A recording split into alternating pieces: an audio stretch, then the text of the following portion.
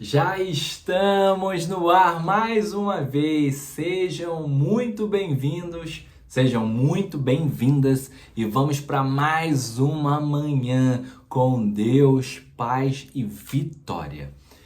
Hoje a gente vai falar, a gente vai entrar na história e eu quero que você entre na história comigo aqui no canal sobre a inveja. Como podemos lidar com os invejosos? Como podemos lidar com a inveja? Qual é o antídoto? O que podemos fazer? Aqui você vai ver de que forma podemos atuar fortemente para que a inveja não pegue a você e a sua família.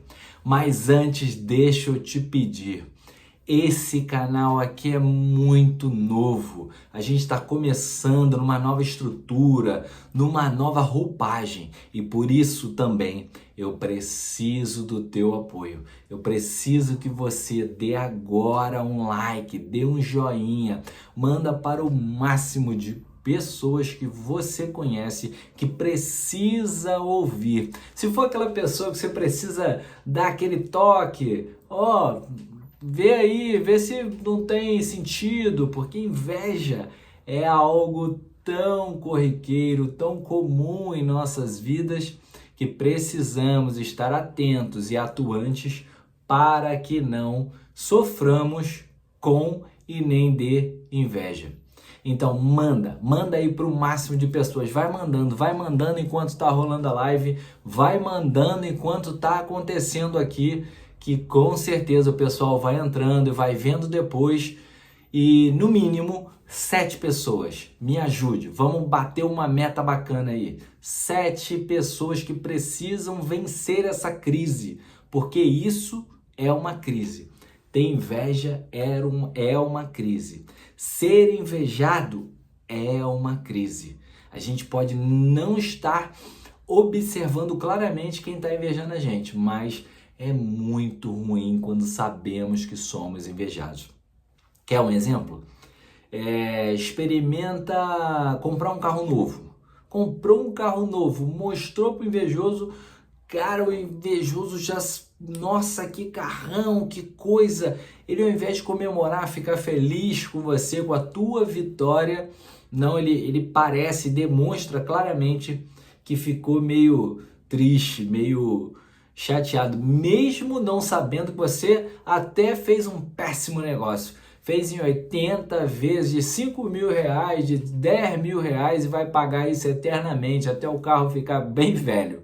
Então, atenção e cuidado.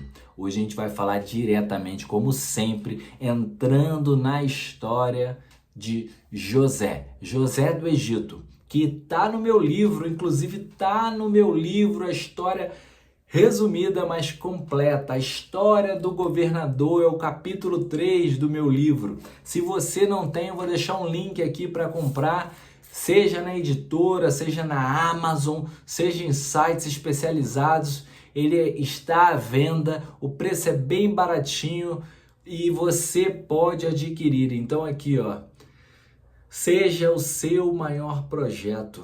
É o meu livro, best-seller da editora. Já fui para a Bienal do Livro e ajudei a muitas pessoas com esse livro. E nele eu conto da minha forma, da forma que eu entrei na história de José do Egito, que me marcou muito. E hoje a gente vai colocar a história de José. Mas eu vou trazer uma forma diferente.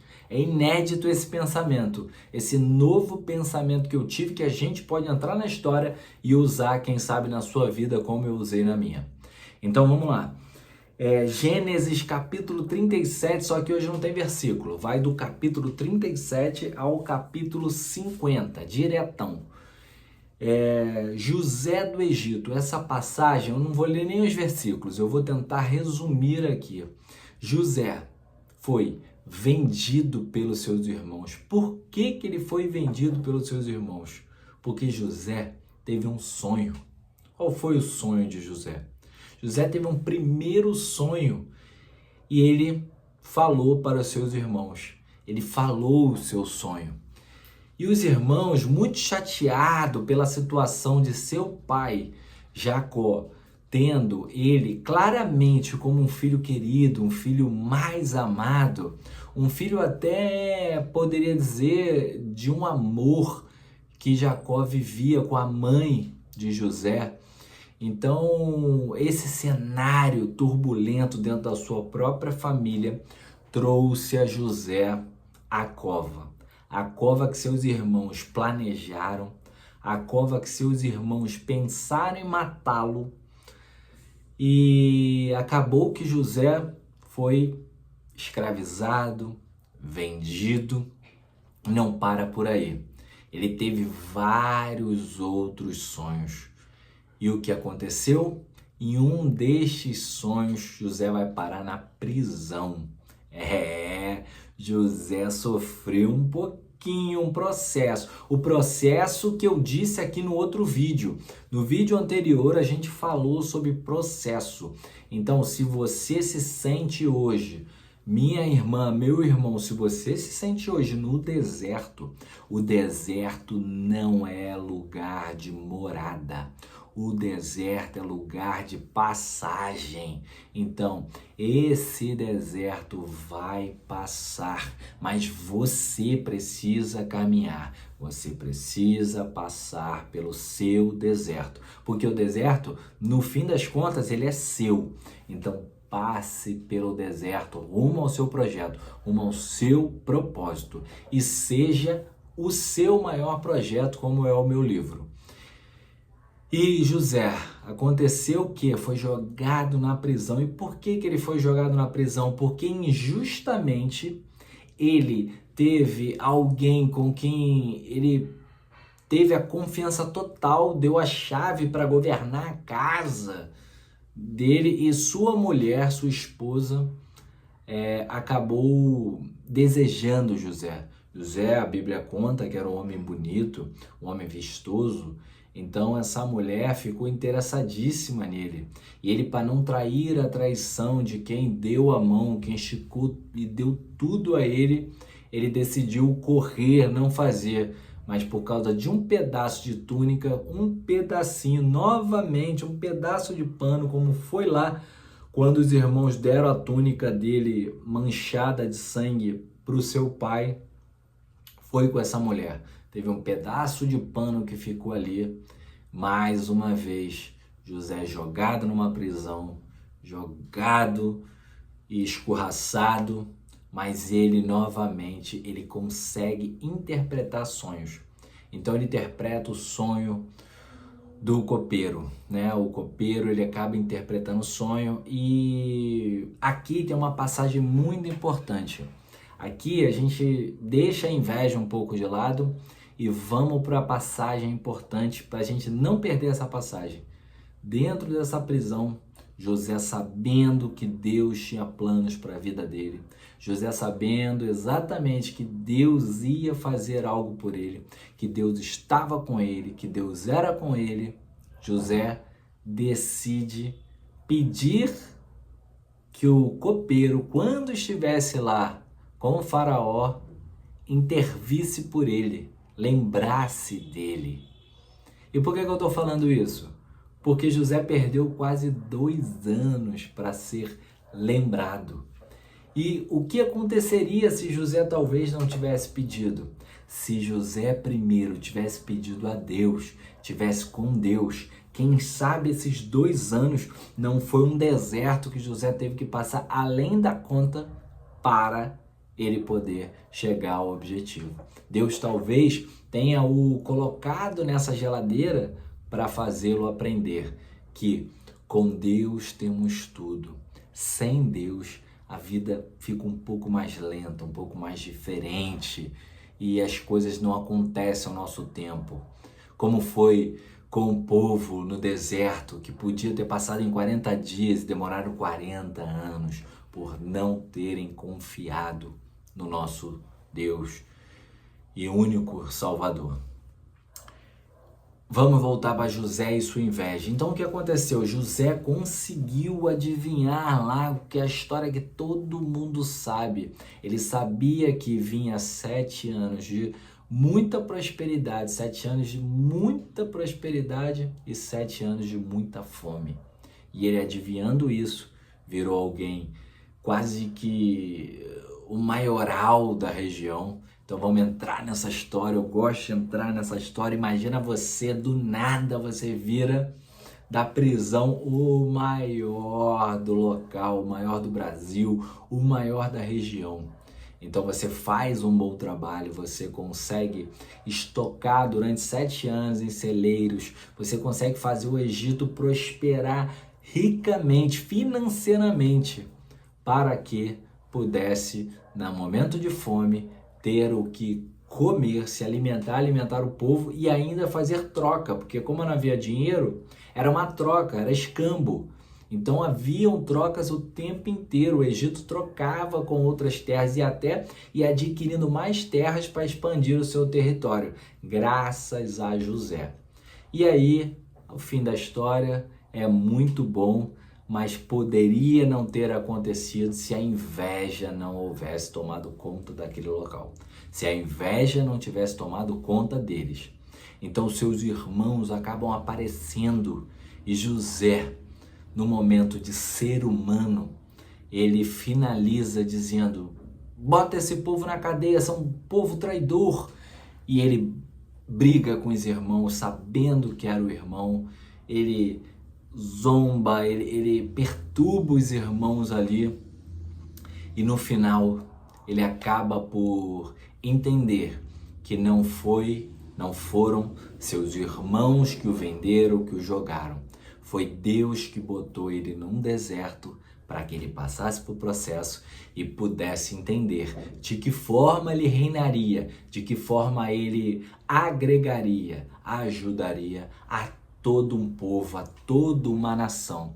Por isso também eu te peço, o meu objetivo aqui é ajudar a muitos que estão passando por crise, que estão passando por dificuldades, que acham que as pessoas invejam, como a nossa avó cansou de falar: nossa, que clima ruim, que coisa ruim quando aquela pessoa entrou na minha casa, a flor murchou quando aquela pessoa falou bem da minha flor. Essas coisas, elas acontecem. O espírito maligno também tem esse poder. Então precisamos estar atentos o tempo inteiro e pedindo ao Espírito Santo não só a orientação, mas sim de que forma blindar o nosso coração, blindar a nossa mente, para que a inveja não tome conta dos nossos corações, não tome conta das nossas vidas e que fique bem afastado de nós quando pudermos e quando formos prósperos. Coisa que é do primeiro vídeo. Lembra lá no primeiro vídeo, a primeira aula aqui dessa série. Prosperidade não significa exatamente dinheiro, não significa isso. Prosperidade é como o Salmo 23:1 diz: o Senhor é o meu pastor, então você confia nele, sabe quem é o seu Senhor e de nada terei falta. É aqui que a prosperidade entra. Buscai a Deus sobre todas as coisas e todas as coisas vos serão acrescentadas. Então, mais uma vez, prova-se que a prosperidade vem de ter uma cama boa, de ter um lençol legal, limpinho, de ter uma comida, de ver o sorriso do seu filho, da sua filha. Ah, sua esposa está bem, seu marido, estão empregados, quem sabe? Então, tudo isso é prosperidade que muitas vezes, por a gente ter um cotidiano, segunda a sexta trabalhando naquela rotina, naquele mesmo horário, naquela loucura, acabamos não nos dando conta do bem que a gente tem, de uma maravilha que Deus proporciona para botar comida na tua mesa, para botar cama, para botar gasolina no teu carro, para todas essas coisas. Então, Deus é maravilhoso e Senhor de tudo. Para finalizar, dá um like, não se esquece, manda para o máximo de pessoas e me ajuda. Vamos finalizar com José reinando com seus irmãos e com o retorno do seu pai, onde ele consegue, mesmo com todo o coração doído e machucado pela situação que seus irmãos fizeram passar, ele consegue entender o que é maior do que o perdão, o que é o bom e agradável conselheiro que é Deus. Então ele perdoa todos os seus irmãos e pede para trazer seu pai que o amava, que sente falta, saudade dele, e todos vão para junto de José e juntos ali terminam bem no Egito, terminam bem com José como um grande governador da época, um grande estrategista. E a inveja quebrou muita coisa, a inveja atrapalhou. E se você hoje acha que tem inveja de alguém e não consegue, ore a Deus, blinde a sua mente, peça para Deus te ajudar. Se você acha que é invejada, invejado, que continue pedindo a Deus, que Ele vai te ajudar a prosperar. Afinal, porque na Bíblia todos os invejosos terminaram não muito bem. E todos os invejados tiveram que passar por um processo que talvez seja o seu hoje. Talvez o processo que tu está vivendo é a falta do teu joelhinho no chão, é a falta da tua oração lá do primeiro vídeo. Então, saia dessa crise com quem pode te ajudar. Um forte abraço, um excelente dia e um excelente final de semana para você. Paz e muitas vitórias que estão por vir. Um forte abraço e até a próxima aula.